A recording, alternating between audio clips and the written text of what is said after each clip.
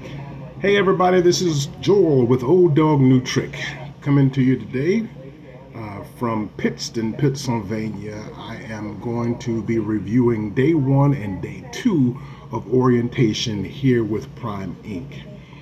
Um, so, got here at the hotel on Sunday. Orientation started on Monday. You're going to need to be downstairs by about 7:15 to catch the shuttle over to the terminal. You will only catch the hotel terminal. You'll also see the Prime Inc. terminal, but that terminal is picking up drivers that are already employed that are here at the hotel.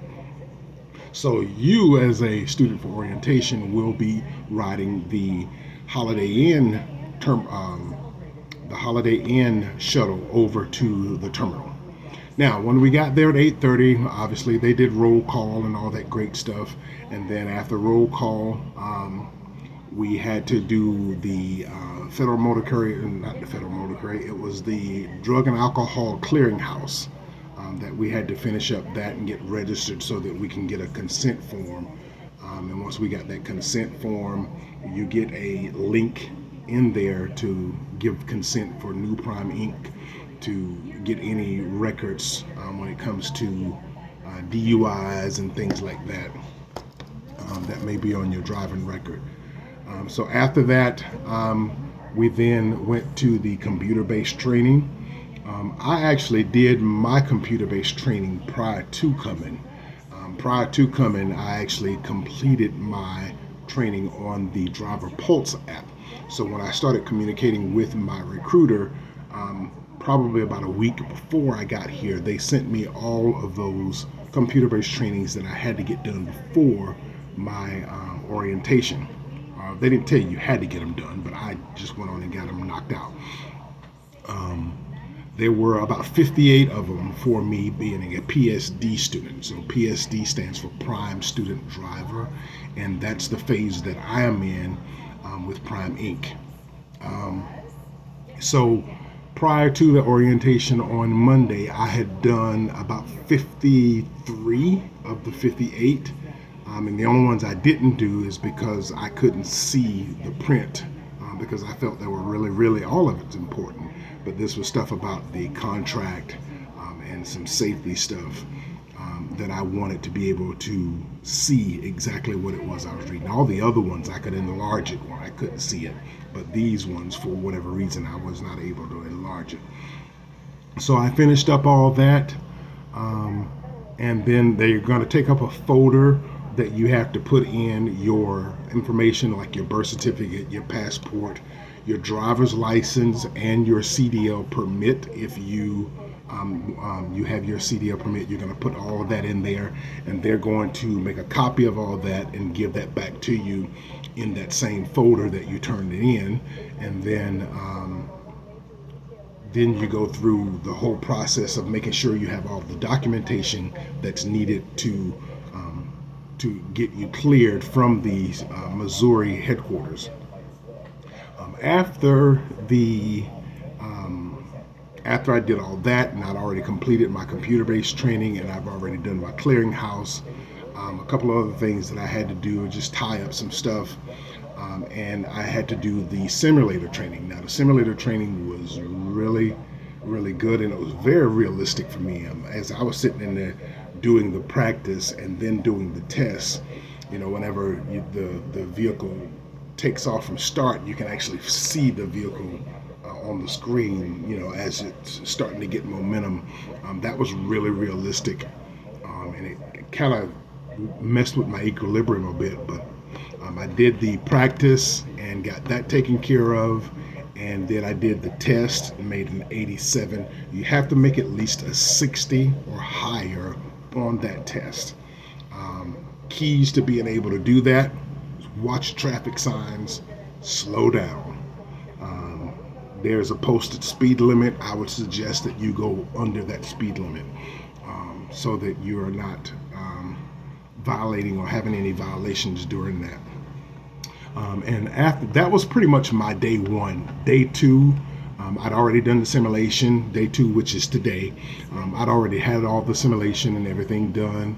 And so what they did with me at that point is just reviewed my paper application, because when you do get here, they're going to give you a paper application and you have to fill that out and bring it with you to the first day of orientation.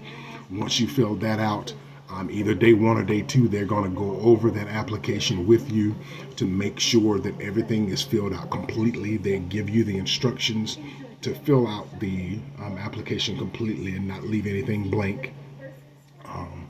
They wanted from me a 10-year driving, or excuse me, a 10-year work history. Once I submitted all that on day one, on day two, they actually sat down and reviewed all that to make sure I had my drug tests, to make sure I had my credit, my application that was already in, that I had my clearinghouse, and I had my DOT physical, and they had copies of my driver's license.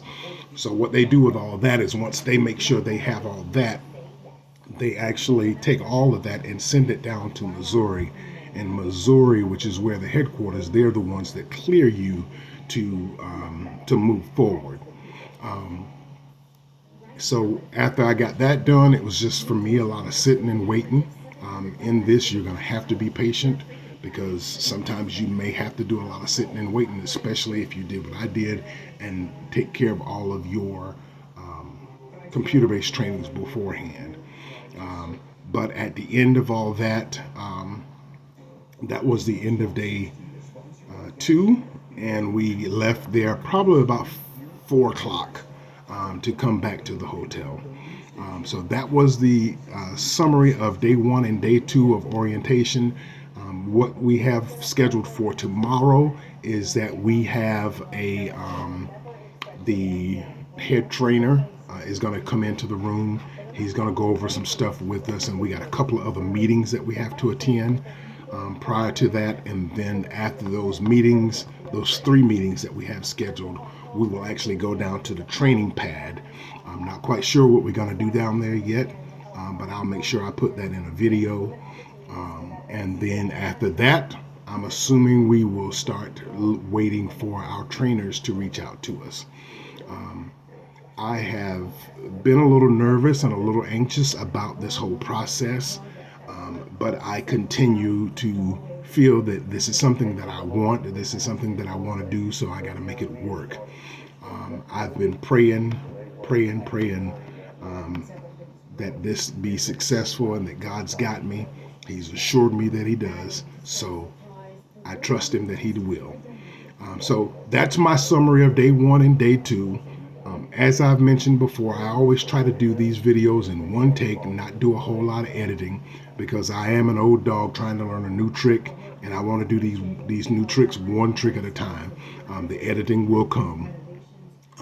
I want to send out a special shout out to a friend of mine that is over from YouTube over in Nigeria. She knows who she is. She's a big inspiration for me to put a video out saying, hey, Joel, you can do this.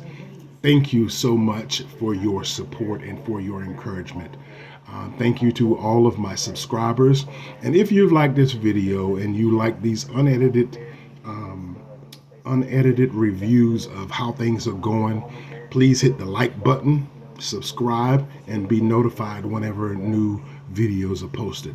Now, whenever I do get out on the road with my trainer, the videos will probably be every other day, every 2 or 3 days, because you're not allowed to have your phone in your possession while you're training.